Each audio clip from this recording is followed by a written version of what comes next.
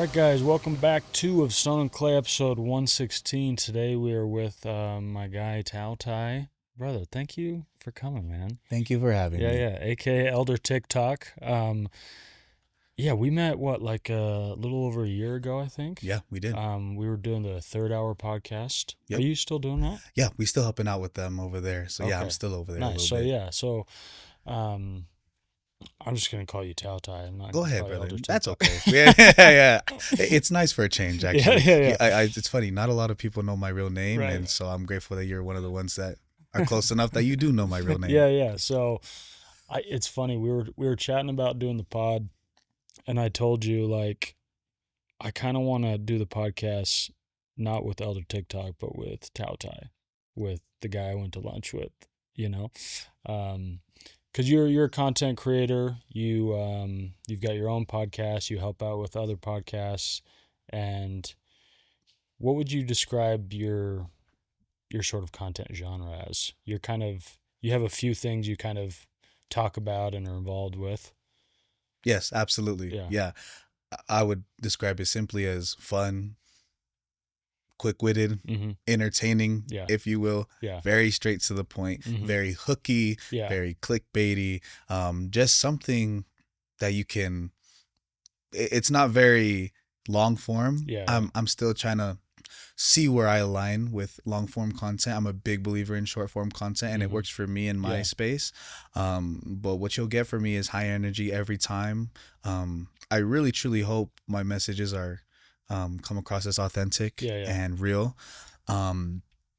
And just I want to be able to voice whatever I want Yeah. and can, and I hope people will take whatever they want from that. Yeah. I only have a minute and 30 seconds to do that. So Right. that's why I really want to get straight to the point. That's why I really want to just, whether it's religious, whether it's culture, whether it's sports, right? I want you to watch and I want you to be hooked, and I don't want you to stop watching. Yeah. Cool, man. And what kind of initially got you into the content space? So my dream is to be an actor. Mm-hmm. I don't know if I've said that to you before Okay. or not. When I was growing up, I didn't have resources. I didn't know what an agent was. I didn't want to sign to an agency. Like, I didn't know what to do. Mhm. I was playing football at the time, so I didn't want to get caught in acting class, Yeah. young-minded as I was, Troy Bolton era, if you will. But no, I actually really want to be an actor. Okay. But I started going over transitioning into social media because it was more readily available to me. And instead of acting on a big screen, I'm like, I love making videos with my siblings and doing Yeah. skits. And I've always done something with a camera. You can Mhm. ask anybody that knows me. Yeah. And so started dabbling in some skits, making funny, lip sync videos like we all have. But then, as social media evolved, as content evolved with new apps and features and platforms, Mhm. that's when I started to take off a little bit and be more serious about it. Yeah. Yeah, what's your favorite part about doing it? Like, why do you keep doing it? Because you've been doing it for a while now. You've gotten a nice following, and the cool thing about the space we're in is once people kind of get to know you and like you can kind of branch off to other niches. Exactly. And you can do your long form. You can talk about football or Polynesian culture or Mormonism, whatever Right. you want to get into. And Mhm. people are like, well, I follow this guy. I like him. Yeah. Basically, I do it for that reason. I Mhm. love it. Yeah. Like you said, with this space, with different niches, with people keep posting. I post every day. Yeah. People get carried away and they think that I have ulterior motives when it comes to doing what I do. Mhm. But truly, Maybe because it's a little hooky or clickbaity. exactly. Yeah. Yeah. And that's totally understandable, totally reasonable. But and you're never gonna convince everybody, Sure. you're not gonna like, I promise I'm doing this for this, and Yeah, they're yeah. gonna be like, no, you're not, and I'm like, that's crazy because I just told you what my intentions are, where my Right. heart is. I do it because I love it. Yeah. I love creating. I Mhm. love being. Polynesians like myself, we're natural entertainers, Mhm. and so I found my spot to entertain people. Yeah. It's on your phone. Right. It's on social Yeah, media. yeah. So I love it, regardless of all the extra factors or extra benefits that come with content creation. Mhm. I'm never going to stop because I find joy in creating content. Yeah. As simplistic as that might sound, that's literally why I like doing it. Right. Well, and the cool thing about it is like it's so different for you every day. You're interviewing random people, you're going to different campuses, you're doing your own stuff in studios, and so it's hard to get bored with, 100%. you know. Yeah, tell me a little something about, because you talk so much about just Polynesian culture, which is cool because as white as I am, I only know so much, you know. Yeah. Um, what do you think is like the biggest thing that people maybe get wrong about Polynesians? Sort Wow. of a stereotype that you're kind of like, that's not really us. Or are they all true? Honestly, I feel like all stereotypes come from a place of truth, Sure, right? sure, sure. Um, But would you? maybe something that Sure. people that like aren't, you know, submerged in the culture wouldn't really, they'd be surprised to learn. I would say Polynesian love. Mm-hmm. Um, every on the outside, everyone's seen Moana, everyone's seen Lilo and Stitch. There's Polynesians in your ward, Mm-hmm. right? We are the most loving people, Yeah. right? 100% of the time, no. Yeah, yeah. Within your own homes, absolutely not, right? Mm-hmm. It comes from a place of love. Mm-hmm. The intention is always love, but just because we're happy and giddy all the time at the functions or at church or everything like that, I think what people need to realize about Polynesian people is when you take the Polynesian part out of it, we're still people. Yeah, yeah, yeah. So, there's things that go and happen around that it's just within the family or whether it's with friends or family friends, you know what I mean? We are loving people. We are. Mm-hmm.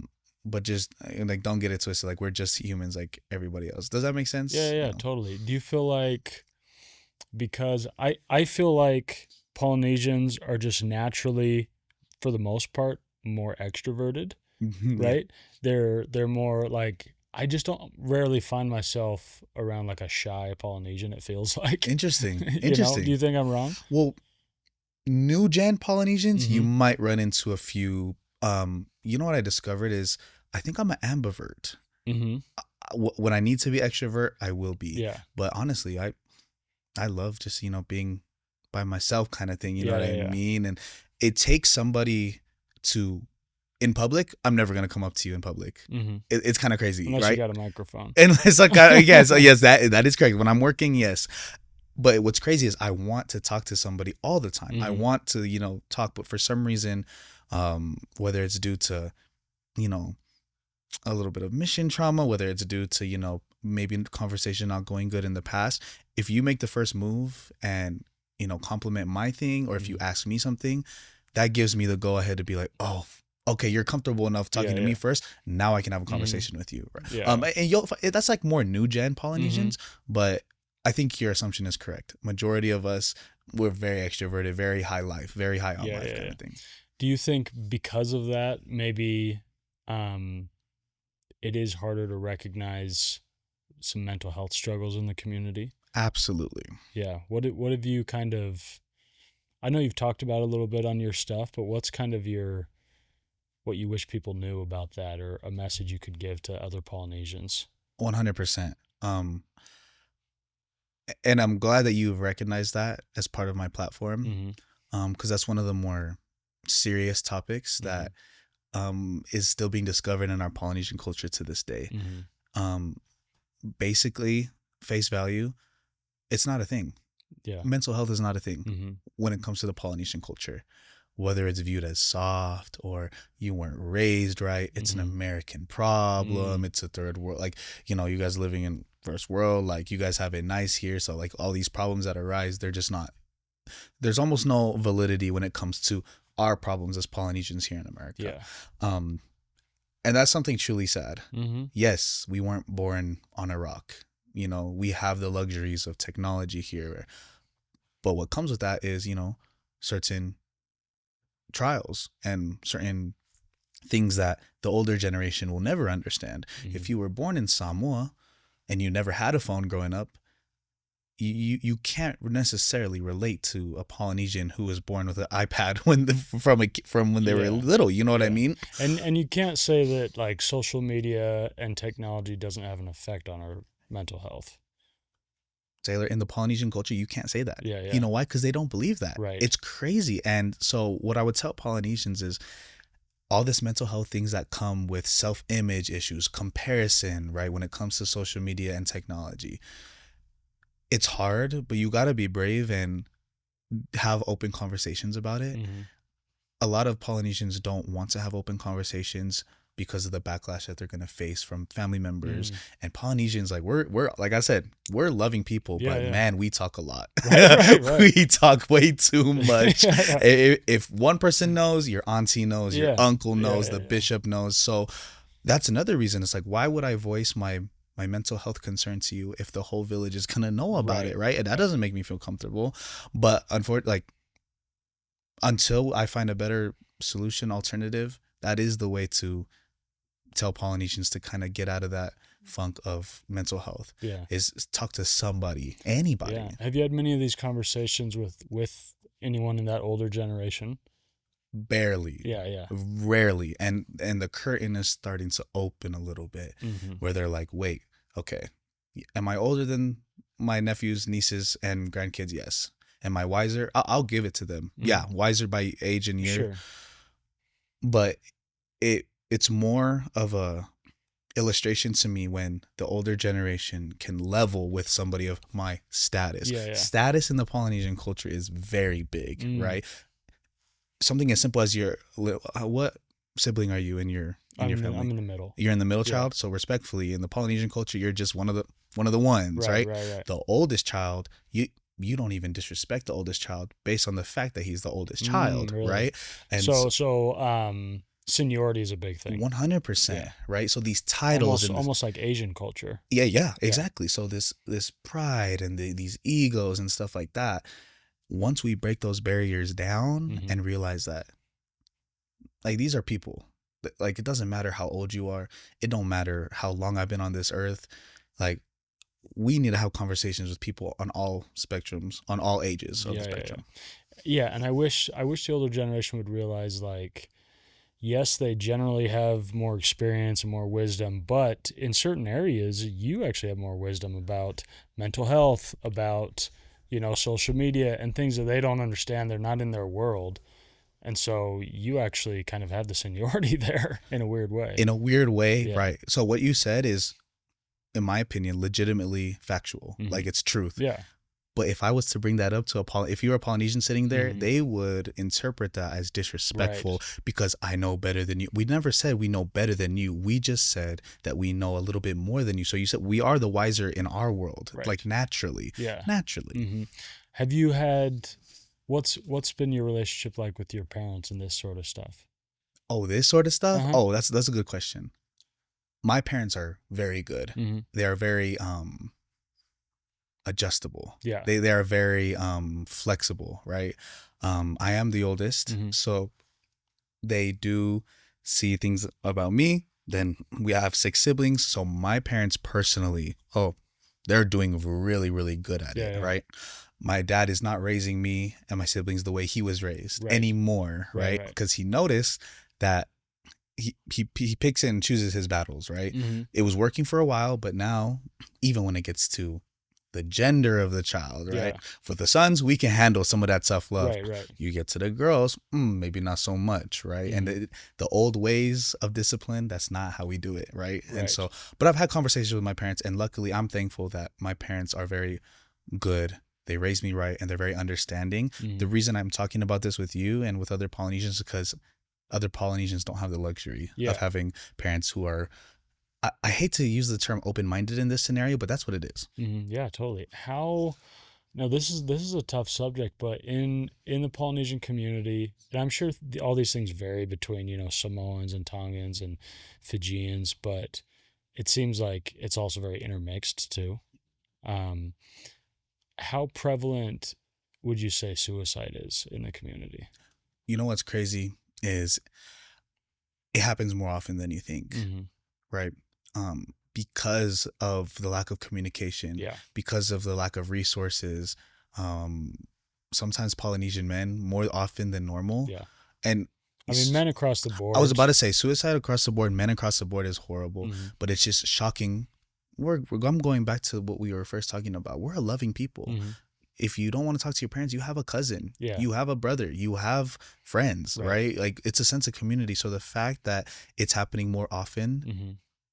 in numbers is very hard for me to Yeah. hear, right? Because I never want to bring like race and culture into like this is why it's happening. But when I see a Polynesian, take their life away, I'm like, it hits different because that's one of my people. Right. You know what I'm saying? Yeah, and you guys are so like comparably small in numbers, and you have huge families, and so people joke around that like all Polynesians are cousins, but like a lot of you A are. lot of us are. No, seriously. Yeah. No, it is very true. That's one of the stereotypes that is very much true. Yeah. Right. And you probably maybe know more like your second cousins and stuff like that. 100%. Yeah. Absolutely. Yeah. Do you think that's because even though there is a huge sense of community, they feel like I can't just go tell my cousin or my uncle like, yo, I'm like so depressed right now. Like a lot of majority of us like don't even think to do that because Mhm. it's just not, it's taboo to talk about these kind of things, Yeah. right? And it's so weird. You know what I mean? I didn't grow up with a lot of Polynesians. Mhm. I grew up in a predominantly white high school, right? Mhm. So these are things that I'm accustomed to, these conversations, but to the normal Polynesian, that's exactly what you said. It doesn't register in a lot of their heads like just talk to somebody, literally just talk to somebody, Yeah. it just doesn't. Yeah. So what do you want to change culturally when you get married and start having kids? What's kind of the message you want to have in your home? In my personal home, Mhm. I'm going to take the beautiful things that I was raised in and implement them the best way that I can. Mhm. And honestly, it's going to be the majority, right? It's Yeah. going to be the majority of what the principles, the morals, the beliefs, if I may. I'm going to implement all those into my family because I'm grateful for the way I was raised, Mhm. right? Change, I'm maybe some things that come to discipline I would change. I'm more open-minded to the other ways of discipline, Mhm. because if I want to talk to my future kids and I want them to be comfortable talking to me, I got to create an atmosphere that's comfortable. It's You know got what I to mean? be a place of safety. It's got to be a place of safety, Yeah. right?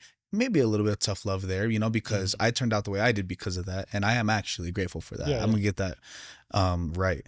So that is what I would change, is making it just more. I'm ready whenever. You know what I mean?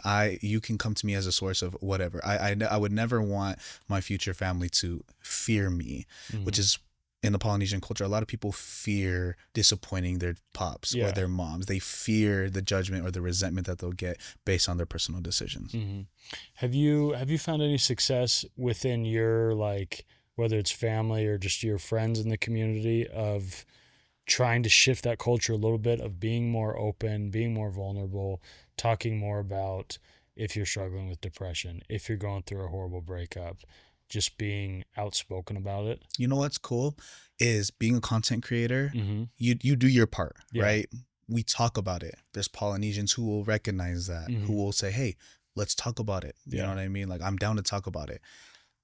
What I believe in is the success. A lot of the success is gonna go unnoticed. Yeah. You know what I Yeah, mean? Polynesians aren't gonna, repost on their story or comment or DM me and saying, "Hey, loved your video. I'm Mhm. actually gonna go talk to my dad right now." Right. Right. But I can't help but think that me putting in my effort, me showing my work, and just being a voice for the voiceless, Yeah. there's no way that somebody's not gonna take that away and not only listen but then put action forward. Do you know what I Yeah, mean? yeah. If you've felt like this for so long, there's no way that you're all by yourself. Exactly. I'm like, I'm not the only Polynesian in Utah who is thinking these kind Yeah. of things, right? Yeah. So, yeah. How's your journey been with mental health? Have you struggled much with depression or I'm gonna be like candid as I can, very open. I've had, I want to be sensitive, but I've had the, I don't know if privilege is the right word, but I've been very blessed. Mhm. I've never been depressed clinically or Yeah. seriously. I'm not a really anxious person. Right, I right. like being in the moment. Like I like, a little bit of pressure. Right. But just because it's not happening to me doesn't mean that it's not happening, period. Yeah, of Or course. around me. Yeah, yeah. I do have family members that go through things like this, Mm. right? And just because I'm a happy person, Yeah. And just because I'm, extroverted and stuff Mhm. like that, that doesn't mean I don't recognize when it affects people close to me Yeah. or people that I love and stuff like that. Now, I've been sad before. Sure, Like, sure. let's get that straight. Yeah. I've been sad. I've been lonely. Doing what I do, there's some lonely nights and Mhm. some lonely moments. Yeah. But see, depression is something that I want to empathize with people, but unfortunately I can't, because I know that that's just a different level of sadness Right. that my heart hasn't been, I guess, afflicted with. Yeah. Yeah. But I mean, in a way you can empathize because it's really just a prolonged version of what you've been through, Okay. right? Because I think depression that's clinical and chronic, it's it's just kind of, when you're going through your worst day, you might pop out of it in 2 or 3 days and you're like, okay, I'm good now. But yeah, it's depression is when people can't get out of that funk, Wow. And so I think the cool thing I like about that is I think everyone can empathize with it, because we all go through stuff, and depending on our state, it's kind of our ability to how quick can we get out of it, you know. Um, how's your heart these days? Well, I'm healthy. Yeah, I'm pumping. I'm here. Blood's running through my Yeah, veins. I yeah, can't yeah. complain. I have a feeling that's not what you're asking. The emotional side of the heart. um, Emotional side of the heart is there. Mm-hmm. Is there? It's good. No, it's Yeah, good. yeah, No, yeah. is there a specific, like, my heart is there. You Yeah, know what yeah. I mean? No, I'm good. Yeah. I think I'm good. Are you dating anybody right now? You don't have to like say their name or anything. Yeah, Yeah. yeah, I am. Yeah, yeah. Yeah. Have you been dating a while? See, I hate dating. I hate it. I really do. Yeah. It's become so polluted, Right. as you know. Uh-huh. And we've had conversations about this Mhm. before. I just dating for me the game's old. The There's just so many factors and aspects of dating that I'm just like, it's not needed, and this is like a waste of time for Right, right. everybody. You know what I'm Mhm. saying? And then both people get hurt in the end, right? Yeah. But I am dating. I am dating. Yeah. Yeah. What for you is the most frustrating part about dating? The most frustrating part about dating is honestly a lack of, I think it's truly our communication skills. Mm-hmm. I think it's truly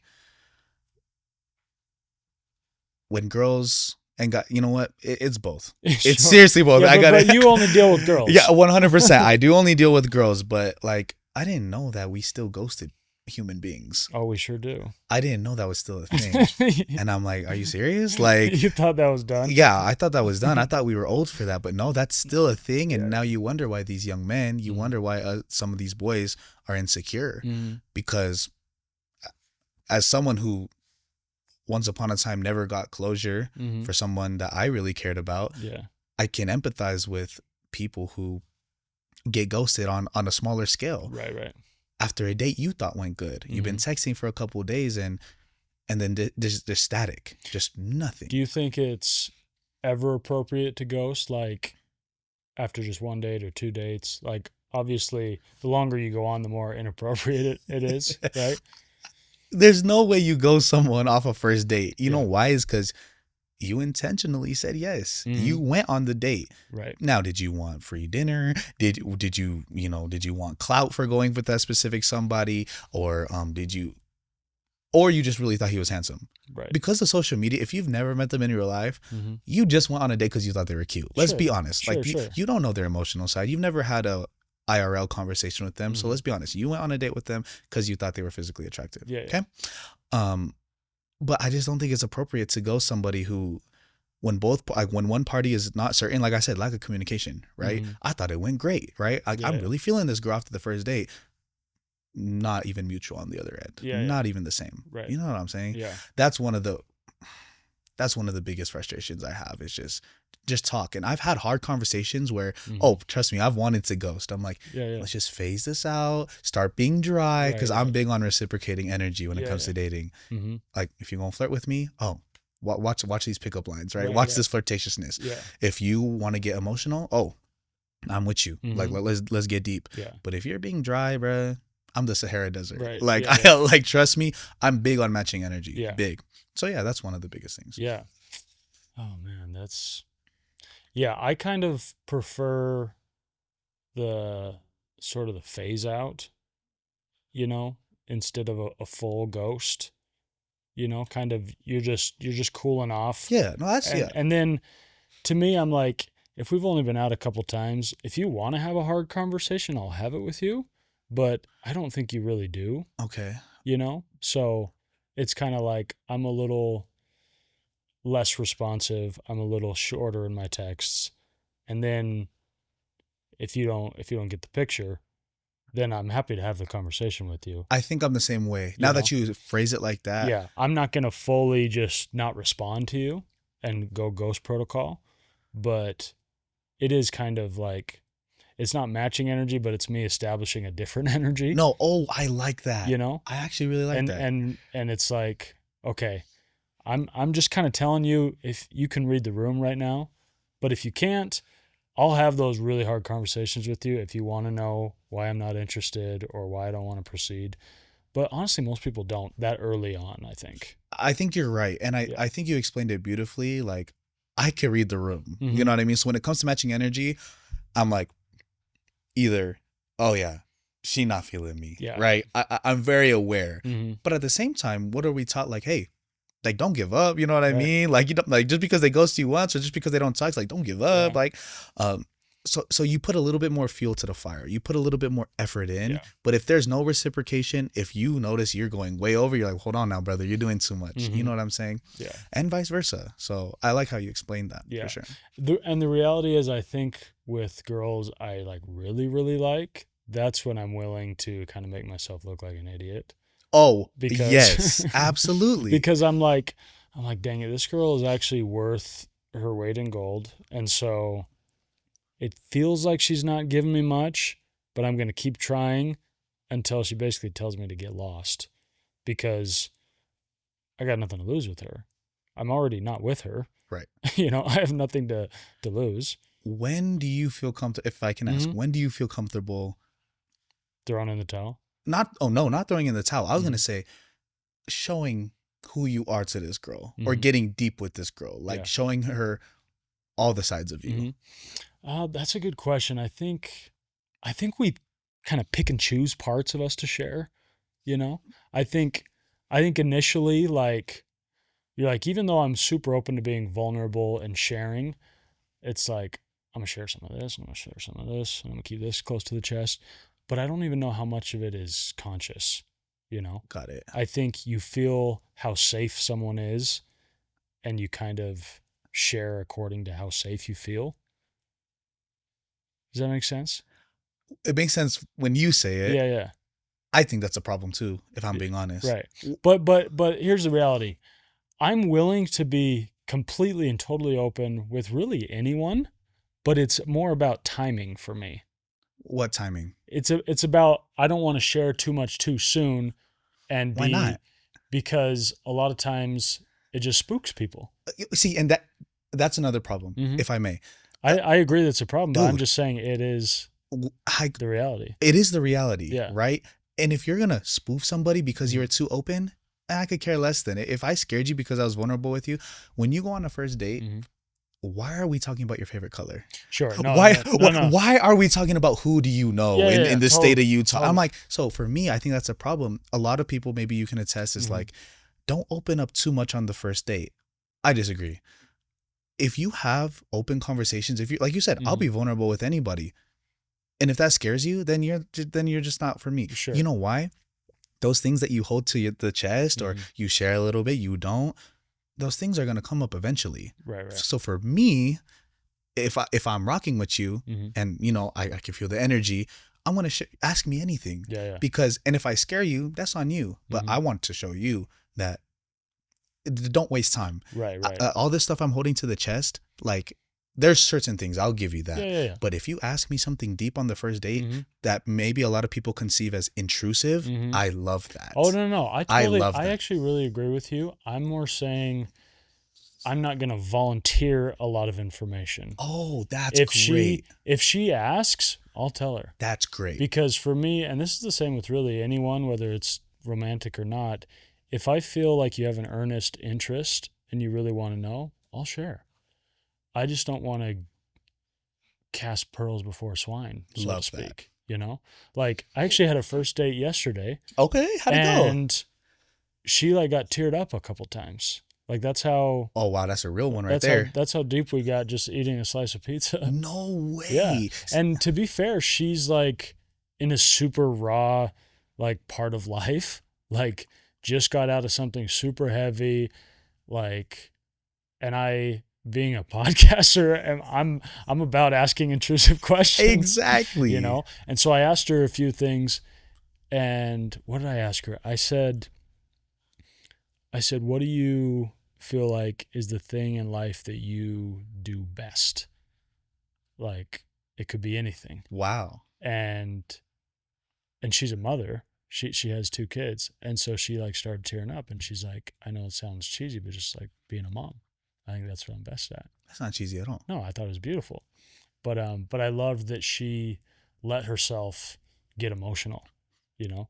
Because to me that shows me like that's the kind of person I want to be with. You know, I want somebody that is, you know, their heart is right there. Right there. It's accessible.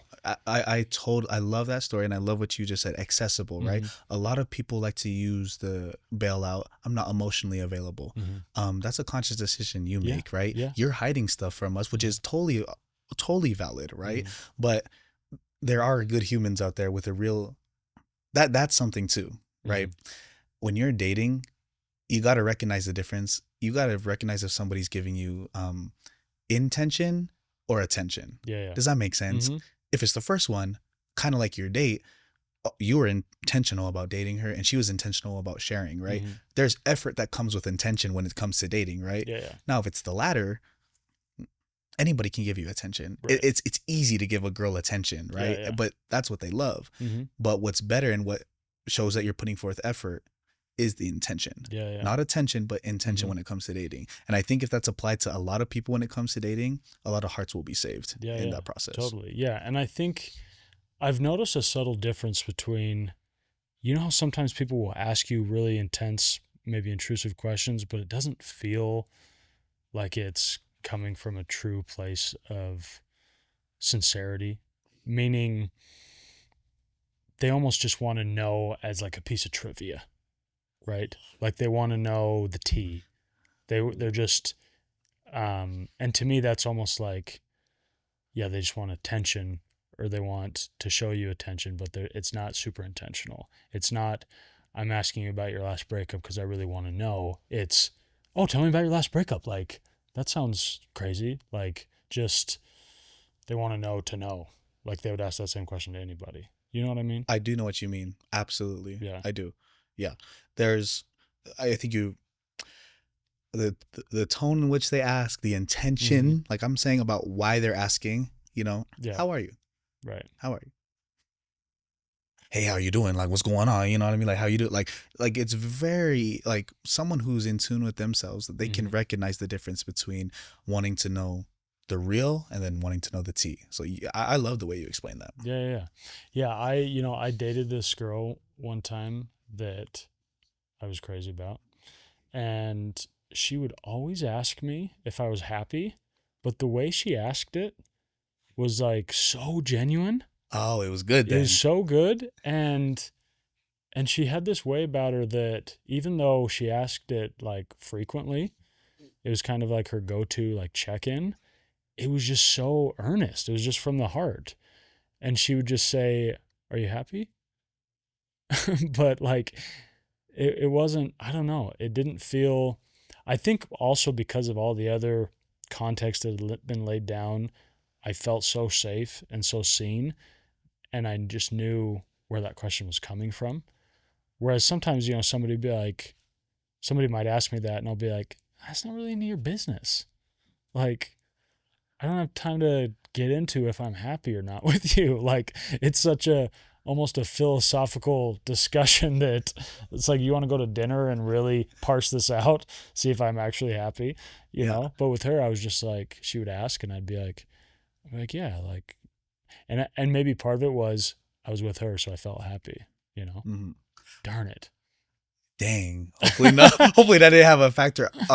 How do you explain when it's genuine and when it's not? Like you said, it's none of your business. Or like, how do you tell if Mhm. it's if the asking the question is genuine or not? Is it Yeah. a feeling? Like, is it vibes? Is it energy? Is it tone? Is Yeah, it? call it what you want. It's just How did you know she was being genuine? I don't know, I just felt it. It was, and I think, like I said, that was probably based on all the other things I knew about her and the safety that was already established.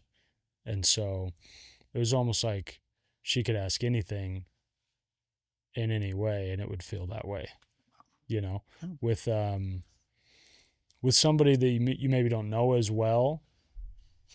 Yeah, you kind of just go off your gut, you know. It's like, does it feel like they're asking just in passing because they want to ask something? They don't like, they're uncomfortable with the silence, or can you feel like, oh, this person actually cares about me? And sometimes it is, you're a little guarded, and so you give them a little bit, you give them a parcel, and then if they keep coming, then you're like, oh, I can see they're genuine. I'll give them some more, you know, because that's how I like to operate. I'm like, I'll give you as much as you want, but show me that you actually want it, you know. That's huge. Yeah. What is for you? How important is friendship in your life? The timing of this question is crazy because friends come and go. Mm-hmm.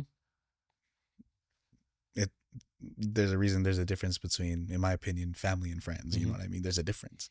Um, Friendship to me is more about loyalty than anything, Mm-hmm. right?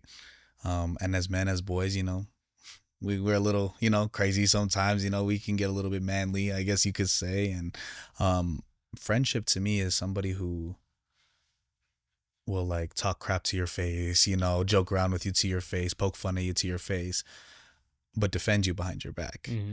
And behind closed doors, they're speaking good about you. Right. Um, Unfortunately, doing what I do, you can see um, the fakeness, and you can see the real side of people when it comes to being friends slash associated with somebody who does what I do. Mm-hmm. So, and your question was, how important is friendship to me? Yeah. I'm in a weird spot because if I'm being vulnerable and open, I'm really looking, and it's hard for me to answer questions like this because it always comes from a background of my belief system, right? Mm-hmm. But like that's, I'm speaking from the heart Yeah. because this is what I believe. I would rather have companionship than friendship, if that makes sense. Yeah. So I don't have the luxury of having a lot of friends. Like I could probably name you like 6 good friends that I have. Mm-hmm. Siblings aside, Yeah. like I have 6 close friends that I could probably like tell anything in the world to. Mm-hmm. And maybe 4 of them I take a bullet for. Right. Right. The other 2, like, it better be a tiny bullet. Yeah, it could be like a Nerf gun, but I'm just playing. But that's just how I feel. Yeah. So I think the timing of your question is very interesting because it's something I'm exploring right now. Is like what truly makes a friend and who wants to be my friend. Mm-hmm. Not everybody wants to be my friend, but they want me. Does that make sense? Sure. and that's just how my life has been for a while, and I'm cognitive of it. But I'm not gonna call you out, right? I'm not gonna say, oh, you're only hanging out with me because of this or that, right? Like I'll let them have their fun, and I always just like take a step back. I don't call them out. And you'll see, like, people will show themselves. Like you don't need to say like, yo, are you really my guy? Because You don't have to. I already know. if they are, they'll be your guy. Exactly. You And know? it's crazy because do you believe, speaking of friends, do you Mhm. believe in that thing as like you could be friends with somebody for 4 hours or 4 years, and the friend you were with for 4 hours you could have a more genuine connection. You could have a more genuine connection than the friend for 4 years. Like, I know that's an extreme kind of Mm-hmm. scenario or concept, but I'm not gonna lie to you. There's been certain times where I'm like, why are you treating more of me of a friend than some people that I've known longer than you? Right. Sure. And it's that feeling, right? Yeah. It's how they make me feel, right? And I can take all the funny jokes, I can take all that kind of stuff, Mm-hmm. right? But there comes a time where I'm like, friends wouldn't do that. Yeah. I mean, I don't think a friend would say that, Mm-hmm. let's do that to me. Yeah. That's not my understanding of Mm-hmm. friendship. So I think yeah, I think a lot of people take their friends for granted, and I think in their hearts they feel like you, where they feel like, yo, I'm a loyal friend. I'm gonna be here no matter what.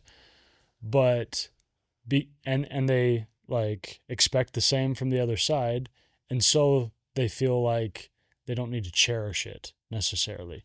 They don't they cherish. don't need to treat it with the sacredness that it requires, you know? And that's why so many men, like, their friendship culture is giving each other hell and razzing each other, making fun of each other. And I love that to a certain extent, Extent. but a lot of guys push it and push it and push it. And I'm like, that's fine and dandy, but like, what boys can handle it and what boys like it and what boys are like, okay, guys, like, stop giving me hell for this, Um, and it's funny. Sometimes you're right. Like, and we do the same thing with family, but sometimes we treat strangers better than like our closest loved ones, you know? And that's disturbing to me. I think it's disturbing too, And Loki. I do think we should be loving to strangers and have an open heart to strangers. But it's like, what about this person that's been in your foxhole your whole life? Like, you're gonna like tease and make fun of them? Like, to me, that doesn't add up. And so I love like my friend culture right now with my closest friends. And I have some different groups. I have, kind of my high school homies that are mostly married and kind of scattered.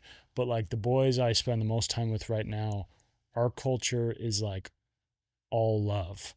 It's like all building each other up. It's because so many guys, it's about tearing each other down. And it's a lot of joking and sarcasm, but that's the culture. That's the culture. And I don't love that. you know like I love a little razz here and there, but like it needs to be whatever percentage you are teasing and making fun of each other, the building up side needs to be much higher. You know what I mean? The building up, like, where's it at? Yeah. Like it does seem like that in a lot of scenarios. It's like it's all jokes, it's all fun. But when was the last time you're like, hey brother, like, or bro, like, whatever you need, bro, I'm there for you, bro. Yeah. And they'll say like, oh, what, that goes without saying. Like, of course I'm gonna be there. Of course. I was like, Yeah. yeah, but like, what does that mean though? what does that mean? Precisely. Because it becomes just a phrase that people say, like, I got you, bro, whatever you need. I'm like, but what if I need this? You know what I mean? Exactly. Yeah. Yeah, like the other day, I met up with three of my buddies. We were just watching the college championship game, Yep. right? Sure. And I roll up, and I'm the last one. Those three are there just chatting, and I'm like, "Hey, what's up, guys?"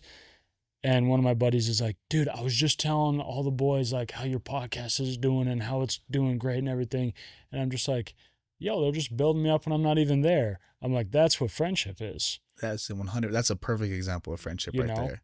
because the opposite is just like, oh, he leaves the room, let's kind of talk a little trash on him now, you know? I can't. The timing of your question is crazy. I'm just gonna be so real. Yeah. If they whatever, bro. I can't confidently say Mm-hmm. if I was separated from a room with a couple of the homies or a couple of friends, and someone was to say, "Hey, aren't you friends with Elder TikTok?" Oh, I hate his content, bro. He's corny. He cringy. He do this. He do too much. He's doing it for clout. I can't confidently say that I would be defended in that room. Yeah. I can't confidently say someone would stand up and be like, "Hey, don't talk crap about my boy, bro. Like, he's doing something that you guys aren't." I don't even care what you say, but I don't know if I can confidently say that behind closed doors, there's a handful of my homies that would defend me. Yeah. But that's the thing, bro, is I'm not looking for people to defend me. Like, you don't have to defend me. You Mhm. know what I mean? Because sometimes friends are guilty by association. You know what I Sure. mean? Yeah. And I never wanted that. I never asked for that. But I would just hope. And that's another toxic trait about me. Oh wait, I don't know if it's toxic or not. I have a bad sense of not caring what people think about me Mhm. or what they say. Yeah. Um, Pros and cons. Pros and cons, very much Yeah, so. yeah. Yes, my mother will attest to that. Yeah, but I don't care what you say about me. Mhm. But it does, like you said, it shows. Mm-hmm. You don't even have to have a discussion. Like, you will see who your real ones are for sure. Yeah, yeah. Well, I've just learned over the years that there's just levels of friendship, Mm, and that's okay. And there's also people that come in your life and you don't have a falling out, but that you just kind of move in different directions, absolutely. and that's beautiful too. You can look back on those homies and be like, dude, we had good times, man. And some people, I've also learned, prioritize friendship more than others. And so it's not personal. It's just they're like, maybe like you said, like, for me, I really ultimately care more about companionship than friendship. Very Right? true. I think for myself, although ultimately I agree with you, I'm like, I've leaned on friendship so much over the years that I need it. It's a very high priority, That's awesome. right? Wait, so you're telling me that friendship is something like it's a crutch you lean on, or you said you lean on it, right? Mhm. I think It's a necessity. that's interesting to me. Yeah. I love all my friends. Right, I right. truly do. But Mhm. and they know this best of all. I don't need friends to be happy or okay. Right, right. I'm a lone wolf, man. Right, I'm right. a homebody. I stay at home. I play Yeah, video yeah. games, make edits on TikTok, all that Right, stuff. right. But there's some of my friends that are just like you. Mm-hmm. Boys need boys, Yeah, yeah. right? And when they don't have it, sometimes there's dysfunctionality with their psyche, with their emotional side. Mhm. And I get it. Yeah. The brotherhood, you know what I mean? The sense of community, like, I Mhm. get it. But for me, I've always had a lone wolf kind of Yeah, yeah. personality. Like, I don't need friends to have a good time. Right. I don't. I need the pack. That's interesting. And but here's the thing, like, I'm super down to go be in my room and read for 3 hours by myself, right? But if the homie hits me up, like, I'm gone. Like, let's go. Like, and when I'm going through something hard, when I'm going through a heartbreak, like, I don't have any urge to self-isolate. I want to go be with my people. But I do think it's cool to recognize within your friend groups, within your relationships, okay, Tao Tai's a little bit more of a lone wolf. And so should I get bugged that, like, we're not seeing him as much? Like, probably not, because we do prioritize friendship at different levels. And it's almost like a love language. Like, you can't get mad at somebody. You can't get mad at somebody that, like, isn't giving you a lot of, words of affirmation when that's not their That's love not their love language. and they don't understand that it's yours. Wow. But I think when you understand that somebody's love language is words of affirmation, even if it's not your default, you can put some more effort there. That's a crazy, like, analogy, but that made so much sense. Yeah, yeah, Absolutely. yeah. Friendship is a love language. Yeah. Mine's would be like never mind. I'm not gonna put a number on it, but like, yeah, that's just crazy. I Right. appreciate that. No, Yeah, that's yeah. good. Yeah. But, because I have a couple of friends in my friend group that they're kind of like you. They're a little bit lone wolves and they love the boys Absolutely. and Absolutely. they'll do anything for me, 100%. but you kind of got to drag them out of the house. And you got to Hey, bro. and you got to text them 5 times before they respond. And sometimes that irks me a little bit, but ultimately I got to realize that's not personal. It's not. It's It's just not. It's just we have such different personalities. We see the whole world through our own lens and our own personality, and we think every other kind is kind of wrong. But that's just not the case. Nah. You know? I don't know if detoxing is the right word to use in this scenario, but this conversation is very much needed because, like, I've had all of these I've had no one to talk to about this because I'm like, am I the jerk for not wanting to go? Like, I just don't want to go tonight, bro. It's not nothing personal. Right. I just don't want to go, bro. Yeah. Like, I literally don't think that's gonna be fun. But the boys are gonna be there. Yeah, it's not about y'all. I don't want to do it, right? Right. So I haven't had this conversation in a while. So this is is detoxing? No, that's not the right word. Is it decompress? Yeah, I don't know yeah, what it's yeah, called, yeah. but this is very much, wow, this is very much needed. So, Yeah, and I think like for me, sometimes my thought is because I'm probably like your friends. I'm like, guys, who cares what we're doing? We're just hanging. We're just yeah, being very boys, true. right? But it's their personality to be like, no, I want to just chill tonight. I don't want to go out. I don't want to do anything, and that's fine. And so I do think it's coming back to communication. Like if you can understand people in your life how differently they think and just be like, okay, it's actually most of these things aren't personal. It's just they operate so differently than me. And then you can also compromise a little bit. Oh yeah. And you can be like, dang it, dude, I don't super want to leave the crib tonight, but I know this means a lot to the boys. You Oh, know? that's happened on Yeah, yeah, yeah. numerous occasions. Because And you know why? You compromise because you love them, right, right? exactly. Yeah.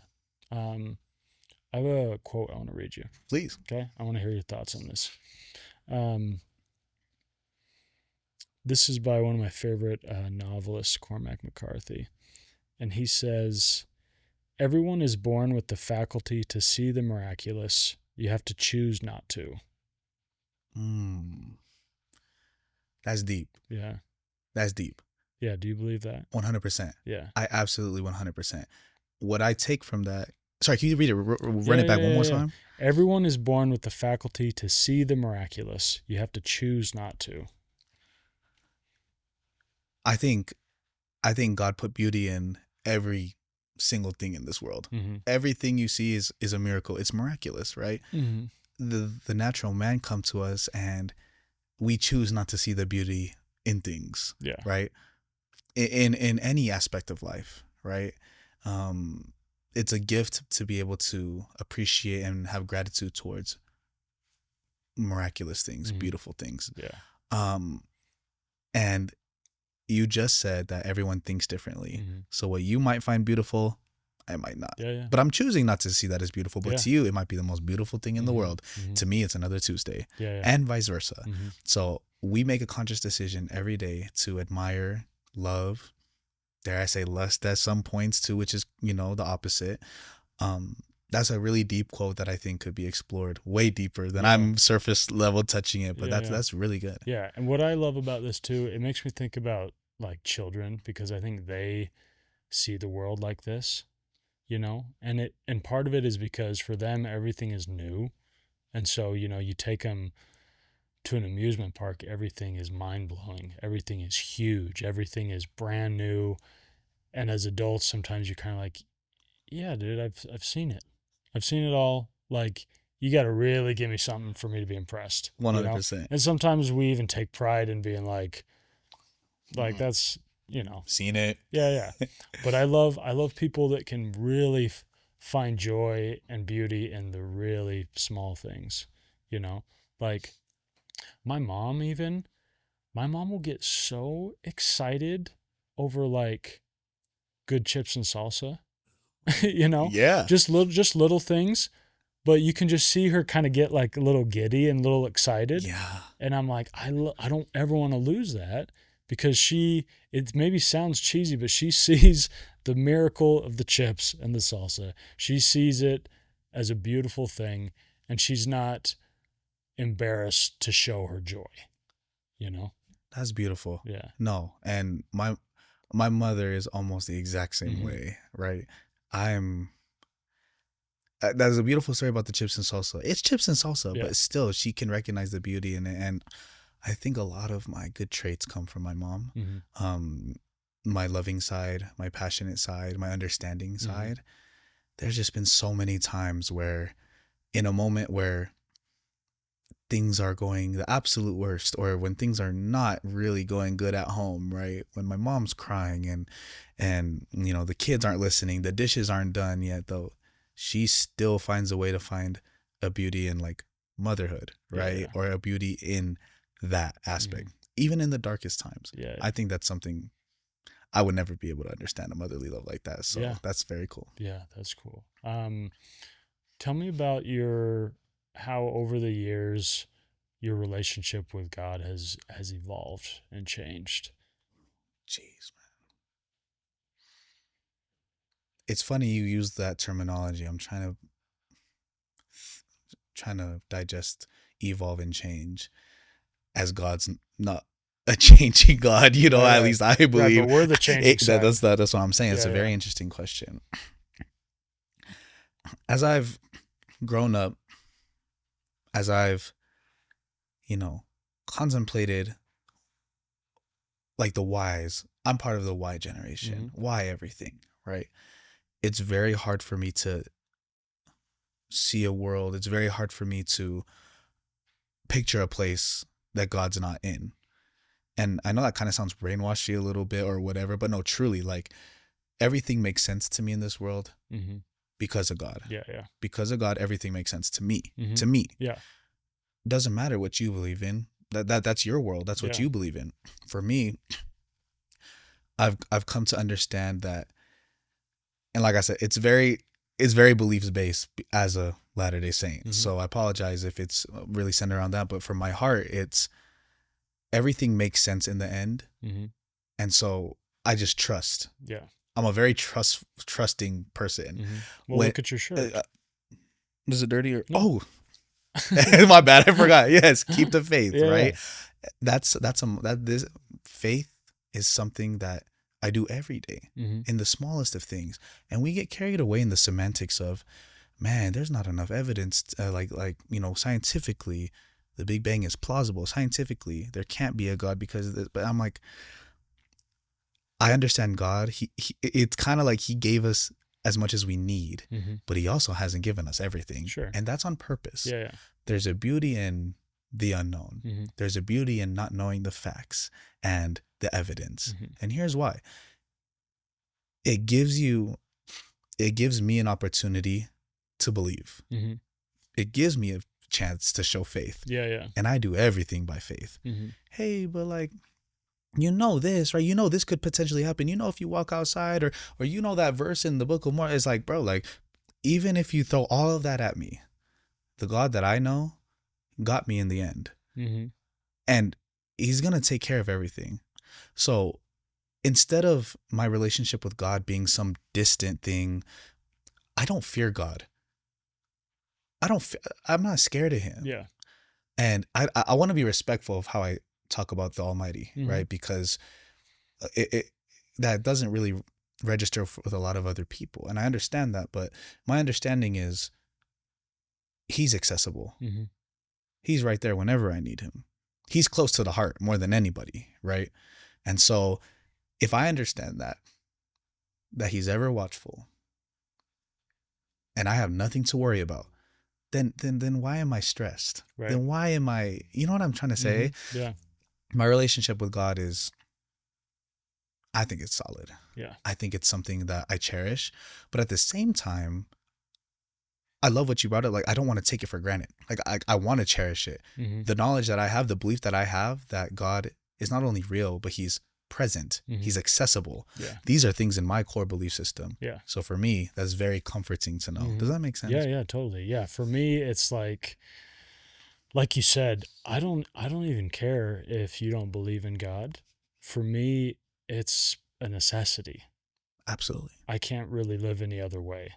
And that's been shown to me time after time. And so even if I get to the other side and it's just black, it's just darkness, I'll be like, well, like the way I lived, believing in a God worked for me. And that's what I wanted. And that's what felt good and right to me.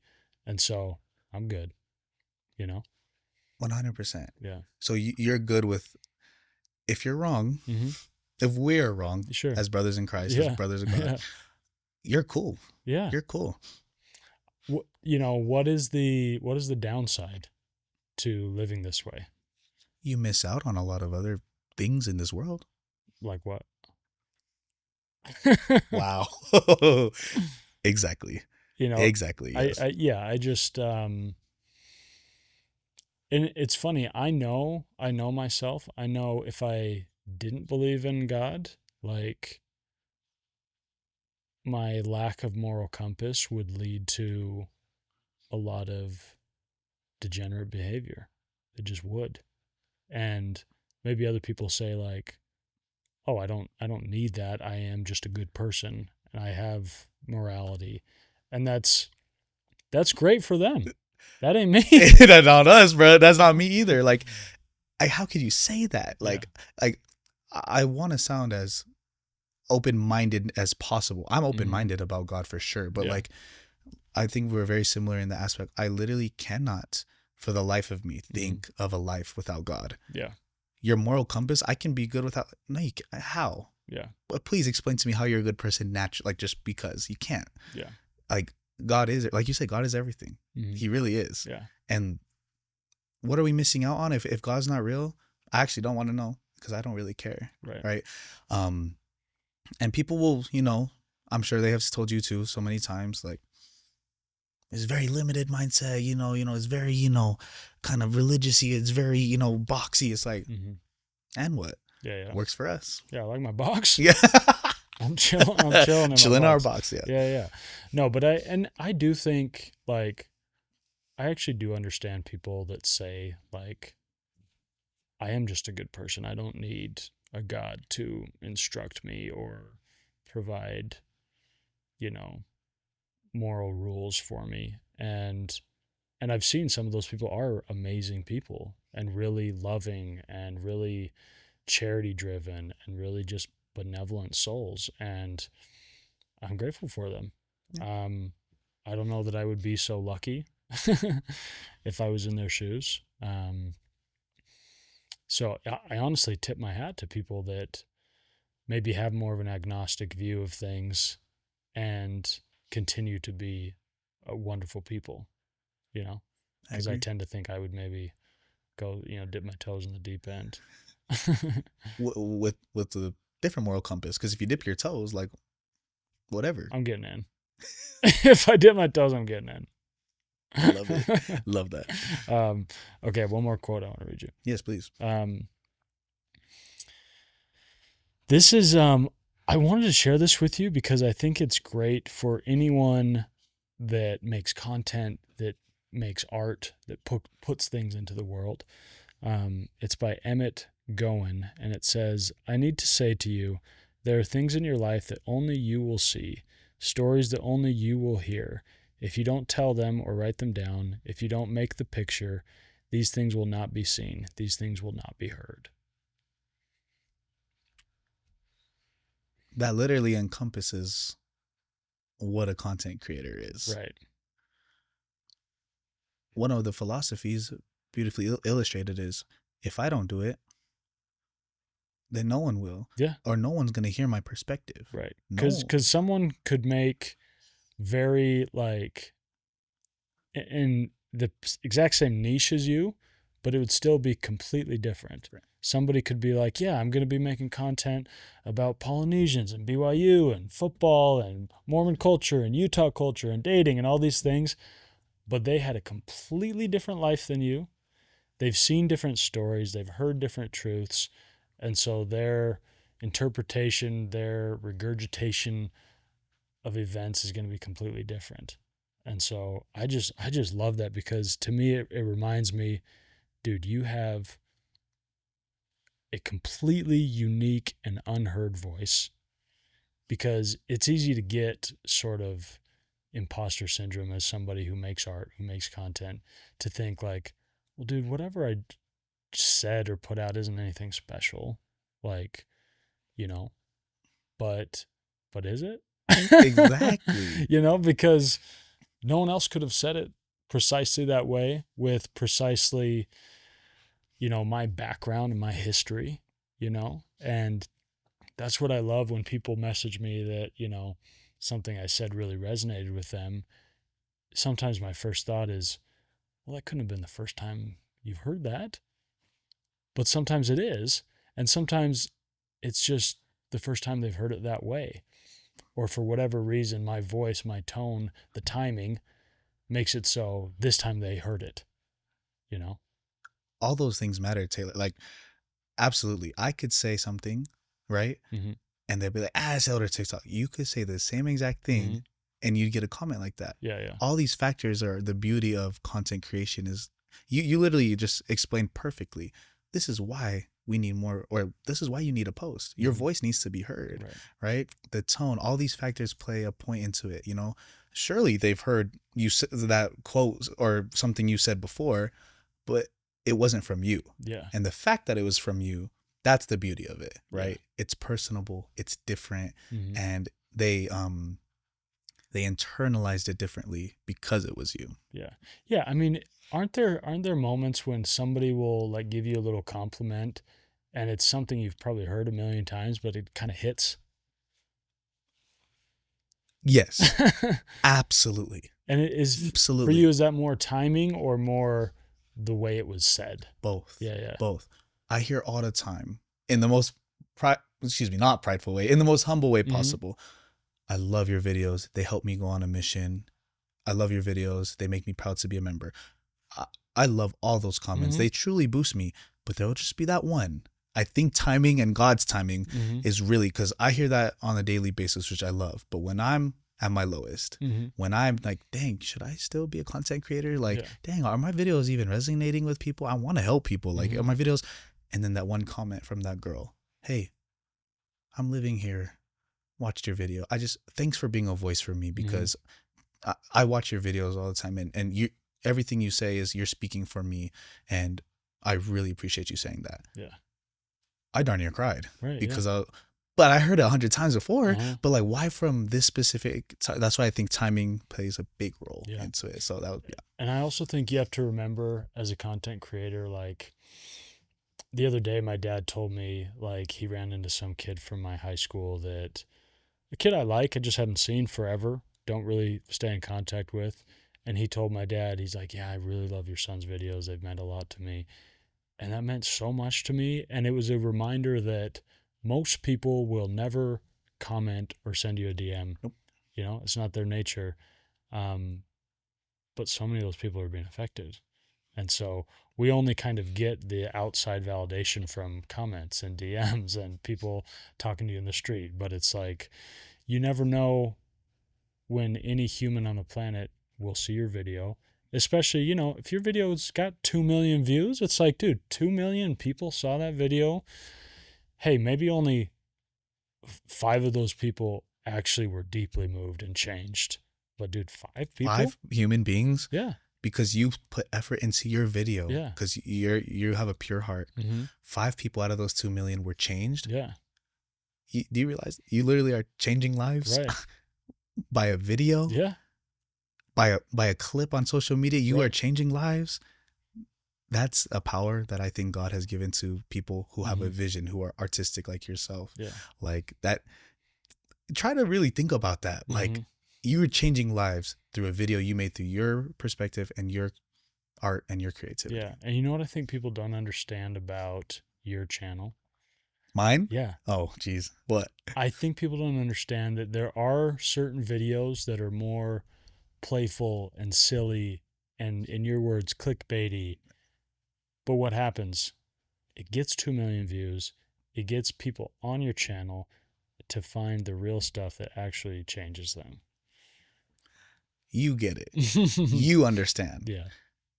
There is so much good stuff that I talk about, Mhm. but some people have never heard of me, never seen it before. How do I get them? That you want to see this goofy kid with peach hair, right? You Mhm. want to see me dancing in my church clothes, right? Like, what the heck is going on? Because you will actually deep dive. Mhm. If you are genuine, you'll go and you'll Yeah. find out what my true message is, what my real intentions are. Yeah, yeah. And that's why I loved the idea of having you on the podcast, is because I know there's a lot of depth within you. And a lot of times just within the short form, you can't see it all. No. You can see little sparks of it, but you're like, Yeah. where's the rest? Right. And I also love that you're doing your own podcast because Yeah. yeah, people get to see kind of you outside of, you know, just your quick street interviews and stuff like that. Yeah. Do you have any questions for me?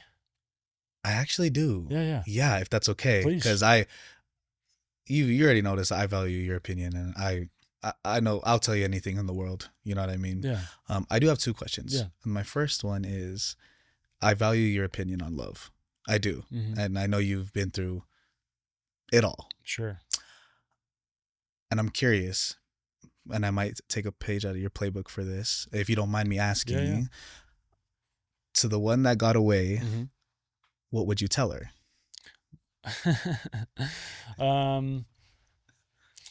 Let's see. This is a really hard question because I feel like I've told her everything. I feel like I left it all on the table. And when we had our grand event of broken hearts, um, I said my piece. I said everything I wanted to say. And it's been one of my only breakups that I feel like I really have no regrets. Like I fully left it all on the table, and to an embarrassing extent, like it's funny. We had kind of broken up, and then, but she was out of town when it happened. And so I didn't get to see her in person for like 10 days or whatever. And so I was driving back from St. George. So I had this like 4 hour drive to kind of think about all the things I wanted to say and get out on the table. And I was honestly trying to make like this miraculous, like, take me back moment, And I had my speech prepared and I had everything.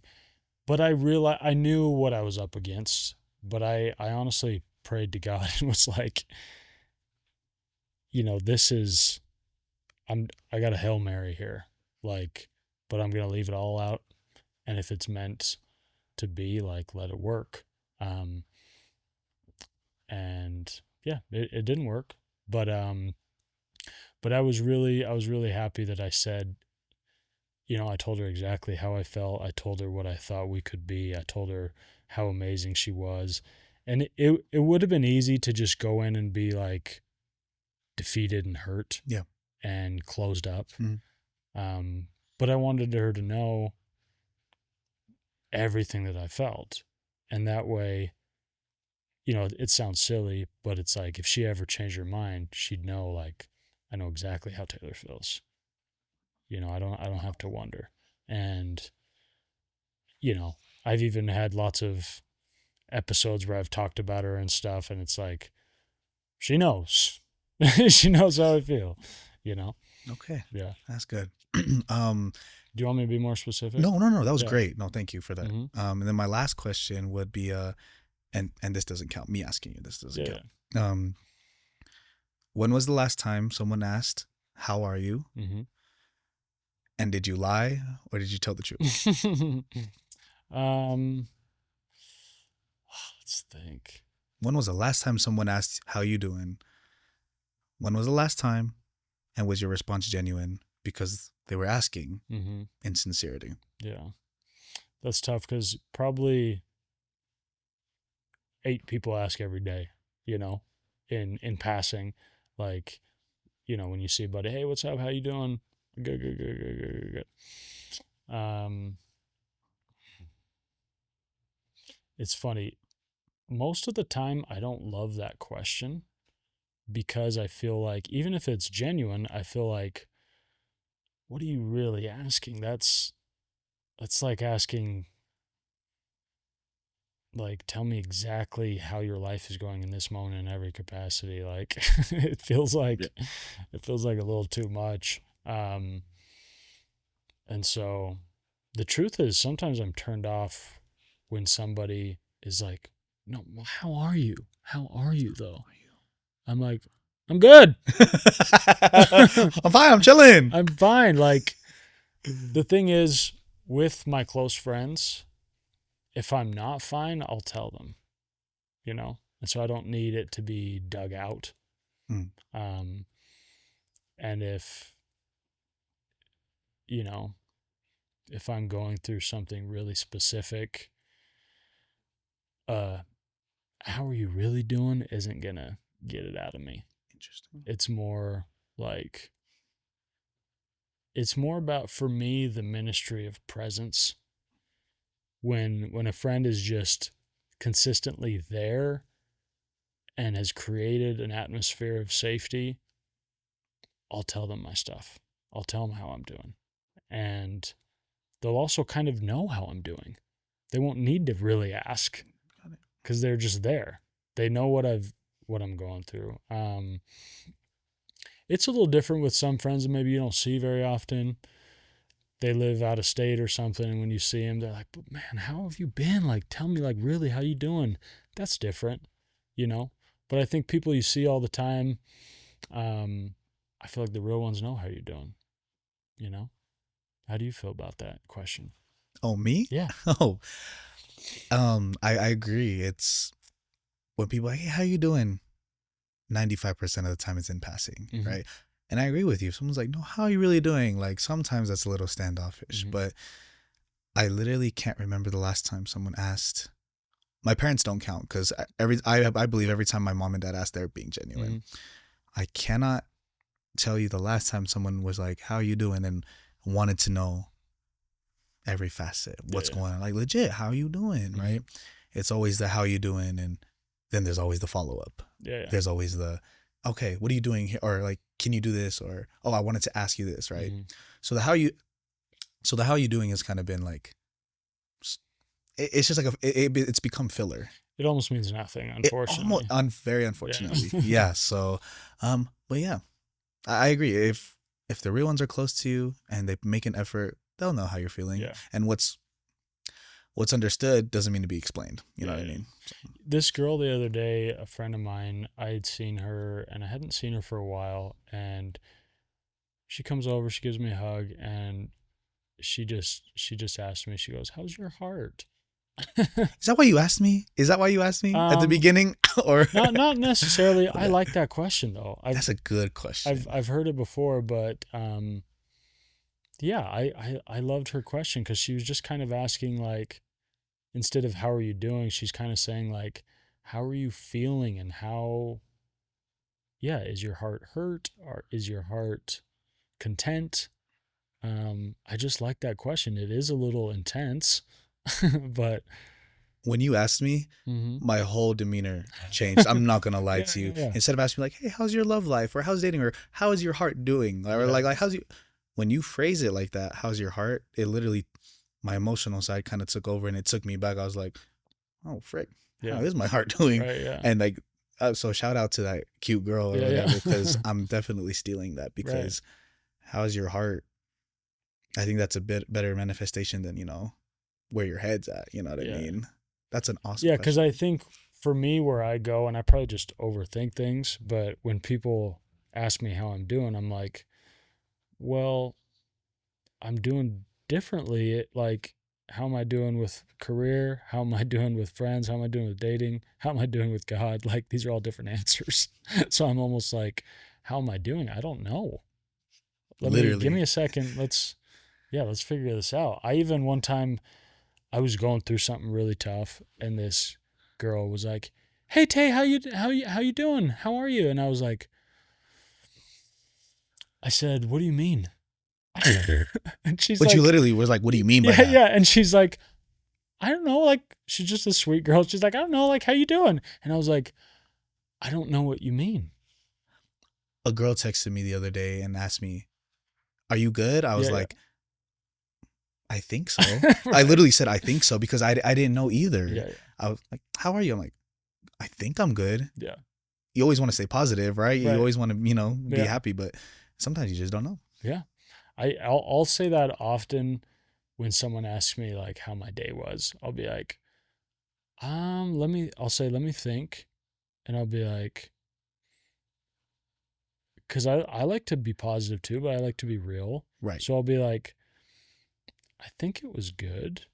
And I'll kind of go over some highlights, and I'll be like, yeah, it was mostly a good day. Some really brutal moments, maybe.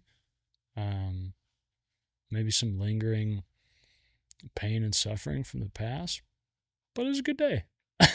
You know what's sad Yeah. is I don't think that's the answer they were looking for Right. Right. or that they were expecting, Yeah. Yeah. right? Yeah. Which is it's kind of sad, but you asked, so Yeah. you asked. But the reason sometimes I like to give these kind of intense answers is because it kind of shows me how, yeah, how receptive they are to that sort of emotional communication, you know? Love that. Because if that kind of is off putting to them, I'm like, okay, bye. 100%. You know, 100. I 100. want somebody that can handle a sentence like that and gives it back to me. And they're like, yeah, my day was whatever. It was this, this, and this, and this. This same girl I used to date, the one that she would always ask me at the end of the day, she would say, what was your rose and what was your thorn for the day? And we would talk about it. And it's funny because it became such a thing with us that she would be like, okay, what was your rose? And then the thorn, she would always be like, yeah, my thorn was you didn't get over here till 8:00. That is a crazy thorn. That's a Right? cute thorn. Yeah, That's yeah. probably the best thorn you could ask for. I know. But and the funny thing is our thorns became sort of like these they were essentially roses, but it would become, just a twist In of disguise. Yes. yeah, it'd be like, oh, you only kissed me 3 times goodnight, and like I want to force it. That's my thorn. That's a crazy thorn. That's cute. Yeah. But it's I think, and maybe this is being overly romantic, but I'm here for it. I think when you're with someone that you're just crazy about, you start to realize I don't really have any thorns. The thorns kind of like go away. Yeah, I don't mind them. They're fine. The only things that get me down don't really get me down, you know? And that's kind of how you can see, like, oh, this person's different. This person is on a whole nother level. Because sometimes when you're dating and when you're trying to find love, you're focused on just sort of their data points, They're smart, they're spiritual, they're funny. They have all these qualities that I like, but it's like, what about these ineffable qualities, these things that you can't really put your finger on, but this person just sort of eliminates misery, eliminates sadness, eliminates the dulled moments in life, Is that what we're supposed to be looking for in a in a woman? Is someone that we can acknowledge the thorns, but when we're around them, it's like they don't exist or they don't matter. Yeah. Is that what we're supposed to be looking for when it comes to women? I think so. And I think, because I felt that before with somebody. Yeah. Like, and I think once you've felt it, you're like, I can't really have anything else, and the reality is you will still have very real thorns in your life. Maybe you're with this girl and your grandma passes away, right?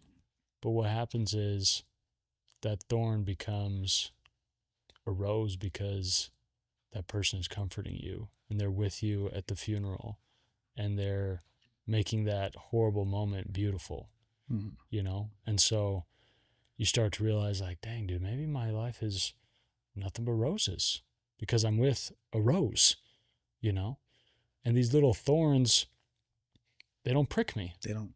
Yeah. There's only been one person that has been a constant rose for me. Yeah. And I think it's just like nothing else like bothers. Like something as sad as death, right? You had a bad day at work. Some technical stuff went bad with your TikTok or your Instagram, but it doesn't matter because at the end of the day, that rose makes it worth it and makes it like it doesn't matter. Yeah. I think that's what we have to be looking for. Yeah, it has to be. And it's hard because those qualities, they're hard to they don't come immediately. You don't feel that safe. You don't feel that seen, that loved immediately. Okay. And with some people it happens quicker than others, but I think you start with, these are the qualities I'm looking for. These are the things I need in a woman. But then once those are realized, you're like, okay, what else? Like, what am I left with? How do I feel day to day with this person? Even if, because I've been with girls that, dude, they're wonderful. They check off every box, but there's something missing. And it's just how I feel, And it feels like a Yeah. cop out if you're saying like, oh, it just didn't feel right. It feels like a cop out. But if you really break down that, why doesn't it feel right? It's usually because she doesn't like magnify everything for me, Oh, you know? okay. She doesn't make the colors more vibrant. She doesn't make the food taste better. You know, she doesn't make the sun shine brighter. And it's hard to quantify what that X factor is, but I do think you need it. But it also goes back to this quote where I think you choose to see the miraculous, Yes. you know? Yes. And you choose to see absolutely. the joyous things in your life. But with some people, it's easier, I think so. you know? Because Some people are so easy to love. yeah. Oh yeah. And I do think you have to work at love. I think it's a battle and it's something you are always trying to improve and evolve over time. But some people you love so effortlessly because they're easy to love and they reciprocate that effortless love to you so easily. I think that's something that ultimately is I'm looking for in a partner is Mhm. exactly what you said. Yeah. Someone who loves unconditionally, Mm-hmm. but still like has respect for themselves, obviously. I love what you said though.